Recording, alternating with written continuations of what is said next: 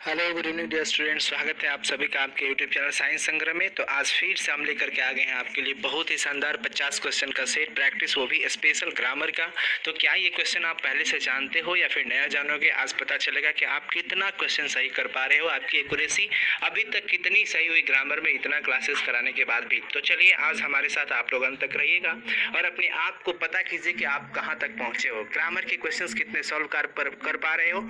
ये चीज़ हम करने वाले हैं आज के इस आपके शानदार सेशन में। तो प्लीज़ वीडियोस को शुरू करने से पहले, क्लास को शुरू करने से पहले आपसे एक छोटा सा रिक्वेस्ट कि अगर आप इस चैनल पर नए हो तो प्लीज़ आप अपने ही चैनल साइंस संग्रह को सब्सक्राइब करके उसके साथ दिल का रिश्ता जरूर बनाएं और साथ ही साथ बेल आइकन को क्लिक करके ऑल नोटिफिकेशन ऑन करें ताकि डेली की क्लासेस आपको समय समय पर मिलती रहे। एक और छोटा सा रिक्वेस्ट कि आप अपने ट्यूटर, अपने एजुकेटर का मनोबल बढ़ाने के लिए प्लीज़ वीडियो को लाइक करना ना भूलें और साथ ही साथ वीडियो जब खत्म हो जाए तो आप उसे मोटिवेटेड कमेंट करके उन्हें और ही ज़्यादा एक्स्ट्रा एनर्जी दीजिए ताकि वो आपके एजुकेटर पर डे आपके लिए बहुत ही झक्कास, शानदार और मोटिवेटेड क्लास लेकर आते रहें। Thank you, best wishes for this class. चलिए शुरू करते हैं। आप लोग लगातार लाइव चैट में अपना आंसर देते रहिएगा। I am waiting for your answer. और थोड़ा समय हम बहुत ही कम देंगे बिकॉज एक्यूरेसी। आप लोग लाइव चैट में बस लगातार ऑप्शन पे फोकस करना है कौन सही होगा, क्योंकि हम आपको ओनली 15 सेकंड देंगे और 15 सेकंड के बाद फिर हम निकल जाएंगे नेक्स्ट क्वेश्चन पे, क्योंकि हम नहीं चाहते आपका ज़रा समय लगे। चलिए शुरू करते हैं। सबसे पहला क्वेश्चन, भाषा किसका साधन है? बताइए, भाषा किसका साधन है? बोलने का, लिखने का, अध्ययन का या अभिव्यक्ति का? जितने बच्चे देख रहे हैं प्लीज आप लोग लाइव चैट में ऑप्शन सिर्फ लिखते चले कि ABCD में से कौन सा ऑप्शन सही है। चलिए, भाषा किसका साधन है? आपके सामने 4 ऑप्शन है, बोलने का, लिखने का, अध्ययन का और अभिव्यक्ति का। और बहुत ऑलमोस्ट बच्चों का जवाब आ गया अभिव्यक्ति का। Very good, thank you so much. बहुत बच्चे लगा रहे हैं बोलने का, लिखने का नहीं। देखिए, भाषा जो होता है वो, आज मैं सबके सामने ऐलान करना चाहता हूं कि अगर फेसबुक नहीं होता, अपना विचार अभिव्यक्त करने की एक साधन होती है जिसकी वजह से हमारे मन में क्या चल रहा होता है वो चीज हम दे पाते हैं किसी को। सो फाइनली हम कहेंगे अभिव्यक्ति का। ऑप्शन डी करेक्ट होगा। नेक्स्ट क्वेश्चन की बात करते हैं। क्वेश्चन नंबर 2, वर्ण के कितने भेद होते हैं? वर्ण के कितने भेद होते हैं? फटाफट से बताएंगे। ये क्वेश्चन बहुत ही इंपॉर्टेंट है। देखो किस तरह के क्वेश्चन ग्रामर के अंदर पूछे जाएंगे। तो चलिए लास्ट तक आप रहिएगा जरूर हमारे साथ। मैं मानता हूँ कि थोड़ा सा विलंब हुआ है आज, क्योंकि आज सारी क्लासेज लेट चली, पर चली। सबसे बड़ी बात है कि क्लासेस चली, है ना। चलो, तो वर्ण के finally very good, thank you so much, excellent dear students. ऐसे ही लगातार आप लोग लाइव चैट में सही आंसर लगाते रहेंगे। ऑप्शन बी करेक्ट होगा। 2 वर्ण के 2 भेद होते हैं, स्वर वर्ण और व्यंजन वर्ण। So finally option B. Question number 3 देख रहे हो कि वर्णों के क्रमबद्ध समूह को हम क्या कहते हैं? वर्णों के क्रमबद्ध समूह को वर्णमाला कहते हैं या शब्द कहते हैं या वाक्य कहते हैं या कुछ भी नहीं, इनमें से कोई नहीं। आपके सामने 4 ऑप्शन है और लगा दो फटाफट से सही जवाब। देखते हैं कितने बच्चों का सही जवाब होने वाला है। स्वागत है आप सभी का आपके ही लाइव सेशन साइंस संग्रह यूट्यूब चैनल के हिंदी ग्रामर वाला सेशन में। चलिए फटाफट से हम लगातार बोलते रहेंगे, आपका ध्यान भटके नहीं। 3 का ऑप्शन ए, वेरी गुड। वर्णों के क्रमबद्ध समूह को हम वर्णमाला कहते हैं, यानी हमारा फाइनल ऑप्शन क्या हो जाएगा? ए हो जाएगा, वर्णमाला। वर्णमाला वर्णमाला, वर्णों के क्रमबद्ध समूह को क्या कहते हैं? वर्णमाला। चलिए क्वेश्चन नंबर 4 की बात करते हैं। स्वर वर्णों की संख्या कितनी होती है मेरे भाइयों और बहनों? फटाफट से बता दो कि 10, 11, 12, 13 स्वर वर्णों की संख्या कितनी होती है, ये चीज हमें बताना होगा। फटाफट से आप लोग लाइव चैट में अपना आंसर देते रहो। वाह वाह, क्या बात है, बहुत ही बढ़िया, वेरी गुड। अंकित, विवेक, रंजन, श्याम, वाह वाह, क्या बात है। और भी वाह रे वाह, तेजी से निकल रहे कमेंट। चलो फटाफट से, वेरी गुड। बी, हम नाम के चक्कर में नहीं रहने को। स्वर वर्णों की संख्या 11 कितनी होती है? 11। 4 का ऑप्शन बी करेक्ट होगा। क्वेश्चन नंबर 5, क वर्ण का उच्चारण स्थान क्या है? बताएंगे। क वर्ण का उच्चारण स्थान, क जो हम बोलते हैं तो कहाँ से आवाजें निकलती है? कंठ से, दंत से, तालु से या मूर्धा से? बताना होगा। क वर्ण का उच्चारण स्थान क्या है? एकदम लगातार बने रहो सब, खूब मेहनत करो, खूब एनर्जी के साथ पढ़ाई किया करो, क्योंकि अब आपके पास जितना भी समय है वो आपके लिए कहीं ना कहीं बहुत ही ज्यादा गोल्डन टाइम है। इसका यूटिलाइजेशन बहुत इंपॉर्टेंट है। और फाइनली 5 का ऑप्शन ए करेक्ट। कंठ, क वर्ण का उच्चारण स्थान कंठ होता है, ऑप्शन ए सही होगा। क्वेश्चन नंबर 6 की बात करते हैं। वो कहाँ पे चले आए, वाह।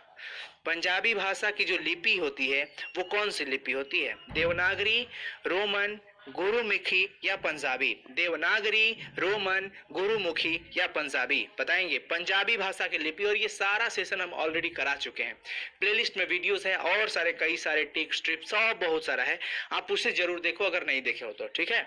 चलो, पंजाबी भाषा की लिपि का क्या नाम है? देवनागरी, रोमन, गुरुमुखी और पंजाबी। क्या बात है, बहुत ही बढ़िया, गुरुमुखी। 6 का ऑप्शन सी, बहुत ही बढ़िया, 6 का ऑप्शन सी, गुरुमुखी होती है पंजाबी, ठीक है। क्वेश्चन नंबर 7, औ की अगर हम बात करें तो औ जो बना है किन स्वरों से मिलकर के बना है? अधन ओ से, या आधन आ से, अध्वन उ या आधन उ, ये बताना है। आपके सामने 4 ऑप्शन स्क्रीन पे है और आप अभी देख रहे हैं साइंस संग्रह यूट्यूब चैनल, जो कि आपका अपना चैनल है, उस पर लाइव क्लासेस कर रहे हैं आप। औ में कितने स्वर हैं? 2 है, पर कौन कौन है ये सिलेक्ट करना है, और लगा दिए बच्चों ने जवाब ए की एक्यूरेसी बहुत ही ज्यादा है, अधन ओ मिलकर के औ बना है। 7 का ऑप्शन ए करेक्ट है। क्वेश्चन नंबर 8, ऊष्म व्यंजन की संख्या कितनी होती है? ऊष्म व्यंजन की संख्या कितनी होती है? आज केवल ग्रामर से क्वेश्चन चलेंगे और इसका पीडीएफ टेलीग्राम पे दे दिया जाएगा।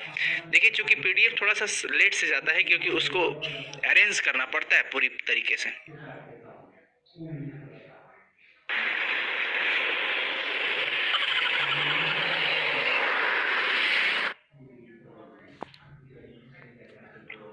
हाँ जी, वाह वाह, वेरी गुड वेरी गुड, जरा स्पीड में। हाँ, सी 4 हो जाएगा। क्या हो जाएगा? 4, ऑप्शन सी करेक्ट हो जाएगा। उसमें व्यंजन वर्ण की संख्या जो होती है वो 4 होती है। क्वेश्चन नंबर 9, प वर्ण का उच्चारण स्थान क्या होगा? प वर्ण का उच्चारण स्थान क्या होगा? बताएंगे, प वर्ण का उच्चारण स्थान क्या होगा? दंत, कंठ, ओठ, मूर्धा। दंत, कंठ, ओठ, मूर्धा। बताओ, मूर्धा बोले हैं। ला ला ला ला ला ला ला ला ला। वेरी गुड, प का जो हो जाएगा आपका 9 का सही जवाब ओठ हो जाएगा, ऑप्शन सी, प। पापा मैं छोटी से बड़ी हो गई, गई नहीं, मैं बड़ा हो गया। हिंदी की लिपि क्या है? देवनागरी, रोमन, चीनी, संस्कृत। बताओ, क्या है हिंदी भाषा की लिपि? देवनागरी। वाह जी वाह, क्या बात है, सही जवाब, very good, excellent dear students, लगातार रहना है लास्ट तक। 10 का ऑप्शन ए करेक्ट होगा। हिंदी की लिपि जो होती है वो देवनागरी होती है, ठीक है ना। क्वेश्चन नंबर 11, होली शब्द क्या है? होली, होली क्या है? तत्सम, तद्भव, देशज, विदेशज। एक बार लाना होगा आप देशज विदेशज का भावकाल क्लासेस, तत्सम तद्भव का पढ़ा हुआ है, प्लेलिस्ट में जा करके देख लेना। एक बार देखने के बाद दीवाने हो जाओगे कि तत्सम तद्भव तो कभी छूटेगा ही नहीं, विशेष करके 12th लेवल पे। 11 का सही जवाब बी, तद्भव। क्या हो जाएगा? तद्भव, ऑप्शन बी। क्वेश्चन नंबर 12, भगति सुधा में कौन सा अलंकार है? भगति सुधा में कौन सा अलंकार है? बताना है, भगति सुधा में कौन सा अलंकार है? फटाफट से बताएंगे सब कोई कि भगति सुधा में कौन सा अलंकार है? रूपक, उपमा, अनुप्रास या यमक? फटाफट से डियर स्टूडेंट्स, लगातार प्लीज देखो, अभी तक इतने बच्चे हैं पर लाइक बहुत कम है, सो प्लीज आप लाइक करके अपने एजुकेटर को, अपने ट्यूटर्स को मोटिवेट करो। और सही जवाब 12 का आपका ए, रूपक अलंकार। क्या हो जाएगा? रूपक। ये सब कुछ हम पढ़ा चुके हैं। कई बच्चे कंफ्यूज रहते हैं कि सर अलंकार पूछता है। देखिए, वास्तव में अलंकार आपके टॉपिक नहीं है सिलेबस का, लेकिन कहाँ पे ये पूछ देता है मैं आपको बता देता हूँ। काव्यखंड जो आपका पढ़ना होता है कड़बक से लेकर के गाँव का घर तक, उसके अंदर जो काव्यखंड जो होती है ना, काव्य की शोभा बढ़ाई रहती है इन अलंकारों से, तो ये अलंकार वहां पे ऑब्जेक्टिव में पूछे जाते हैं। इसलिए मैंने आपको अलंकार पढ़ा दिया है ताकि आप मजबूत रहो, गन बंदूक वगैरह सब लेकर के तैनात रहो, जहां से गोलीबारी होगी फटाफट दे दनादन जवाब दे देना है, ठीक है। तो फाइनली यहाँ पे ऑप्शन ए करेक्ट हो जाएगा। क्वेश्चन नंबर 13 की बात करते हैं। अल्प प्राण की संख्या क्या है? कितनी है? 17, 18, 19, 20। वैसे मैं पढ़ा चुका हूं, बताओ अल्प प्राण की संख्या। हाँ जी, वेरी गुड, बहुत बढ़िया, एक्सीलेंट। 19, हाँ 13 का सी 19 हो जाएगा, अल्प प्राण की संख्या 19। क्वेश्चन नंबर 14 आप देख रहे हो कि सुनत राम कृपालु के मेरी बिगड़ियो बन जाई, इनमें कौन सा अलंकार है? कि सुनत राम कृपालु के मेरी बिगड़ियो बन जाई, मतलब जैसे ही राम जी सुनेंगे हमारी बातों को तो मेरे बिगड़ी हुए काम जो हो बन जाएंगे उनकी कृपा से। तो इनमें कौन सा अलंकार है? बता दो, अनुप्रास, अतिशयोक्ति, उपमा, रूपक। हाँ जी, वाह क्या बात है, बहुत ही बढ़िया। 14 का सही जवाब अतिशयोक्ति होता है। बहुत बच्चे ने गलत भी लगाया, लेकिन अतिशयोक्ति याद रखना, मैं बताया भी हूँ कि अतिशयोक्ति क्या होता है। अत हो जाना मतलब बहुत मर्यादा से अधिक उल्लंघन कर जाना, कि मतलब कुछ ऐसे काम जो कि उनके होने से ऐसे हो जाए, है ना। तो वही चीज है, अतिशयोक्ति है। वैसे तो प्रभु श्री राम की क्या कहना। क्वेश्चन नंबर 15, आंख शब्द, आंख, इन शब्द की प्रकृति क्या है। तत्सम, तद्भव, देशज, विदेशज, पढ़ाया गया है सारा कुछ, प्रैक्टिस भी हुआ था ये सब चीज सेशन में। आप लोग बताओ फटाफट से कौन सा होगा सही जवाब 15 का। तत्सम, तद्भव, देशज, विदेशज। 15 का राइट जवाब आपका बी हो जाएगा, तद्भव। ज्यादा समय नहीं लेना है, आप लोग लगातार लाइव चैट में बस प्रैक्टिस करो हमारे साथ, एक भी बच्चा नहीं छूटना चाहिए। प्रैक्टिस से, प्रैक्टिस लगातार करना है डियर स्टूडेंट्स। यहाँ पे 15 का सही जवाब बी हो जाएगा, तद्भव। क्वेश्चन नंबर 16 कि रूपांतर के आधार पर शब्दों के कितने भेद होते हैं। 1, 2, 3 एंड 4। रूपांतर के आधार पर शब्दों के कितने भेद होते हैं, ये चीज हमें बताना है। 16 का सही जवाब क्या होगा, फटाफट से देंगे लाइव चैट में। आज इंग्लिश का भी क्लास हुआ, केमिस्ट्री भी हुआ, और फाइनली यहाँ पे हिंदी चल रहा है। चलो फटाफट से बता दो, 16 का सही जवाब बी। वेरी गुड, 2 कितना हो जाता है, 2। क्वेश्चन नंबर 17, राज शब्द जो है वो क्या है। राज, रूढ़, यौगिक, योग रूढ़ या फिर देशज। वैसे ये सारा हम प्रैक्टिस करवाए हैं और आज भी करवा रहे हैं, देख रहे हैं आप कितना सही कर पा रहे हो। और लास्टली कमेंट करके बताना कि सर आज मेरा इतना सही हुआ। और बता दूं कि राज जो शब्द है वो रूढ़ शब्द है। रूढ़, यौगिक, योग रूढ़ ये सब किसे कहते हैं, प्लेलिस्ट में वीडियो है, वर्ण विचार, शब्द विचार, उसमें जाकर के देख लीजिएगा, वो आपका कंप्लीट हो जाएगा। सो फाइनली यहाँ पे 17 का ए। क्वेश्चन नंबर 18, नागिनी सी में कौन सा अलंकार है, बताना है। नागिनी सी में कौन सा अलंकार है, नागिनी सी में कौन सा अलंकार है,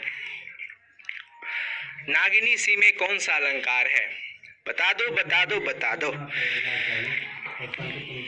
हाँ, उपमा अलंकार, क्या हो जाएगा, उपमा अलंकार। सो फाइनली यहाँ पे ऑप्शन ए करेक्ट हो जाएगा, ए। क्वेश्चन नंबर 19, कर लो प्रैक्टिस, कर लो प्रैक्टिस, क्योंकि अब समय आ चुका है एग्जाम का। कौन सी लिपि दाएं से बाईं ओर लिखी जाती है। दाएं से बाएं लिखी जाने वाली जो लिपि होती है वो कौन होती है, ये हमें बताना होगा। देवनागरी, फारसी, रोमन या गुरुमुखी। देवनागरी, फारसी, रोमन या फिर गुरुमुखी, बता दो। 19 का सही जवाब क्या होने वाला है, वाह जी वाह, वेरी गुड, फारसी, जो कि दाएं से बाएं लिखी जाती है, ऑप्शन बी राइट हो जाएगा। फारसी लिपि है जो कि दाएं से बाएं लिखी जाती है। क्वेश्चन नंबर 20, निम्नलिखित में कौन है जो अघोष वर्ण है। निम्नलिखित में कौन है जो अघोष वर्ण है। आपके सामने ऑप्शन है च, ग, ल, घ, च, ग, ल, घ।